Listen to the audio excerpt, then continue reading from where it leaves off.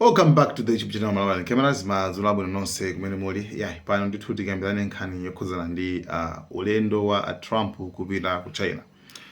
So, choyambirira nchonena kuti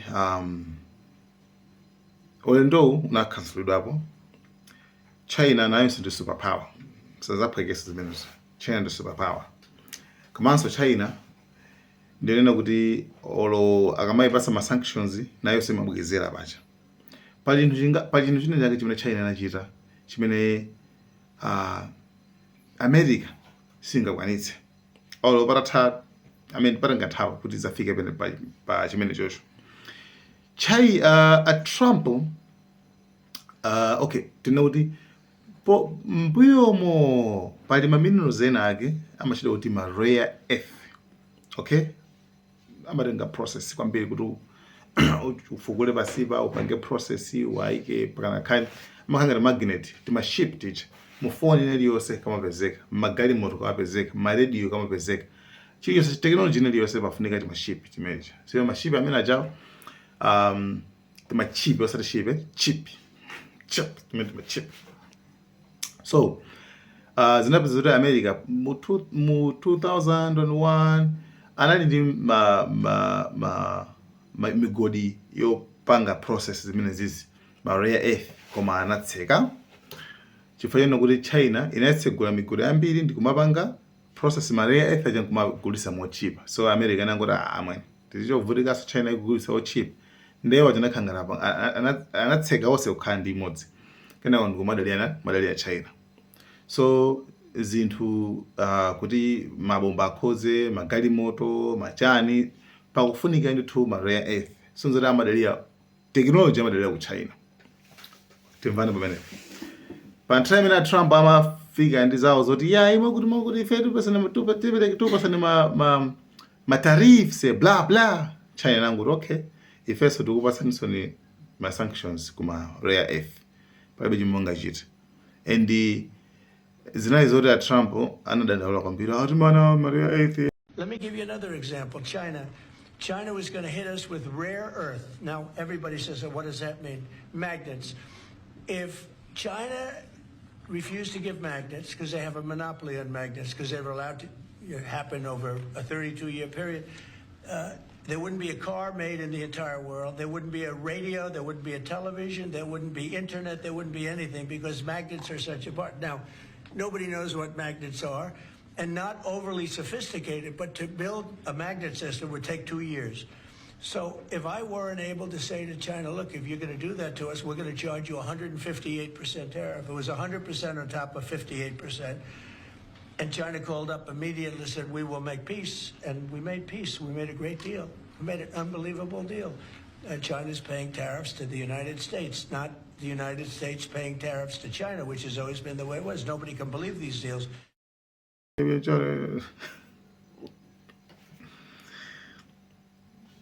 So komanso zizi kuti America izakhale nawo ma rare earth kuti izafike poti pa commercial poti kumapanga kumagulisa zatenga nthawi itali kwambiri sangakwanitse. Okay, zikhuzotenga nthawi itali kwambiri kuti afike panopo chifukwa ndi ntchito. You need rare earth metals to make chips. And China owns about 95% of the world's rare earth metals.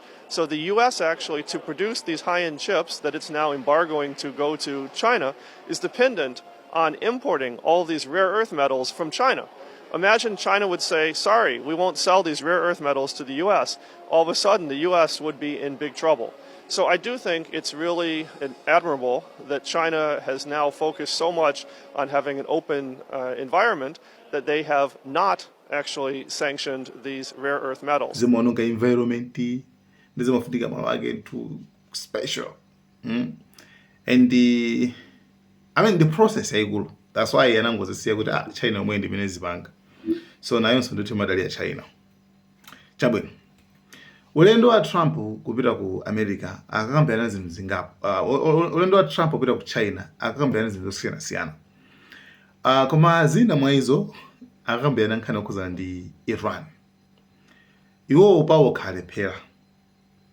Alephera izi ndizi kuopseza nkhondo chani. Ndi afuna akaipange akakambirana ndi China kuti China iuze nzawo Iran kuti at least pa Strait of Hormuz patatsiguleko. A lot of good things can happen. Now, we'll be talking about, I mean, he'll bring up Taiwan, I think, more than I will. But I think that a discussion will be a little bit about energy and about the very beautiful country of Iran. Pamenepo. Koma China imadanza kuti America izigulitsa zida ku dziko la Taiwan. Nako kamba zoti ka Taiwan ndikadziko kamene China amakhulupirira zoti ndi dziko limodzi ndi China. Koma iko kamafuna kazikhala pambali. So amafuna kukapanga invade kukabweretsa China. So kanamba zogwano zida.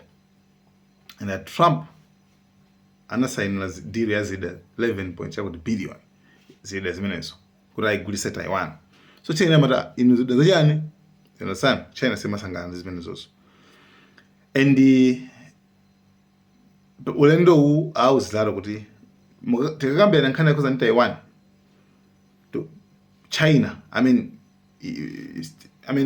position ya China imayenera to clear kuti osamagulitsa zida ku Taiwan. Okay? Osamagulitsa zida ku Taiwan.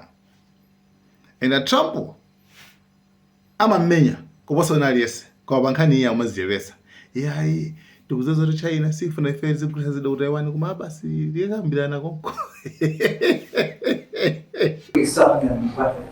Well, I'm going to have that discussion with President Xi. President Xi would like us not to. And I'll have that discussion. That's one of the many things I'll be talking about. But a lot of good things can happen. Now, we'll be talking about, I mean, he'll bring up Taiwan, I think, more than I. Tikambirana konko ife basi kuti wakuti. Sanga kule mtima paso pa China ya. You understand? Zomenya zotikwa konko. Yeah, so issue mene iso akayikambiranaso. Plus issue number 2 yokhuza ndi dziko la Iran nayinso akayikambiranaso. Ndi zina zimene akakambiranazo. So pakati panopa yo Trump ko ali mu transit, ali mu njira ndithu ulendo wautali kukafika kupita ku dziko la China. So kumene kuja tiona kuti zakakhala bwanji. So after ulendo last trip inali 8 years ago. 8 years ago.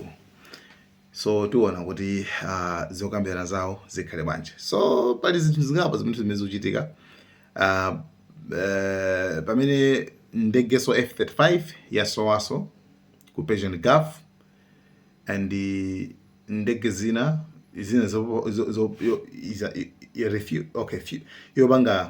yo pa ndege nega tinalongosera yogawa mafuta kwa zinzawo inasowaso. And ine nangopanga emergency landing ku UAE. And Iran kuti ndege zitumazichuta. So kumano ma Americans amakhangati sakuma sana kutsimikiza imene kutsimikiza ndi kukhuzana ndi MQ-9 ichi. Tinkakamba ya spy drone ya spy ichi. Drone ichi. Ndimene akutsimikiza kuti okay mene ndi anayiphwaswali anayinyenya. Chabwino. Munkhani zina Pakistan yapeza zoti munthawi ya nkhondo ija ku Pakistan imayendera ndege za Iran. Ndege za Iran I think akona kusungiza kuopa kuti ziphwasulidwa. Muli mosemo. So kumamilira base kwawo kwa Pakistan kuja. Are you aware of reports that Pakistan are allowing their bases to be used to park Iranian aircraft, General Kane? Sir, I've seen one report on that. Well, is it accurate? And anthu aona ngati kuti Pakistan ndi aukambirembere yabaya member jina Americans aona ngati choncho. And my negotiations are just so Iran ina cancel kwambiri so chifukwa chiona zoti Pakistan imapanga so kambirembere. Inali imagambira naso ndi Americans kumbaliso. Zina ndi zina. So it's like Pakistan, ibakose ukuya ibakose yayibaso. Okay, imapole yambali zose ziwili. Ukufuna unika bwino ukufuna kabwino. Yeah, so makan ndizimene zonto guys. Thank you so much. Tizikuwuzani ukuwa Trump akafika ku China ko nanga zokambirana zuri bwanji. Yeah, so nkhani kuza ngari mufama invest nkhani kuza Taiwan ndi China. Imene nditu ma videos alipo. Mungu panga search nditu. One of videos tinalongosola nkhani kuza ndi Taiwan ndi China kuti kunkangano wawo maenda morani. And China imafana jani. So guys, thank you so much, Malawian Cameras. Good night.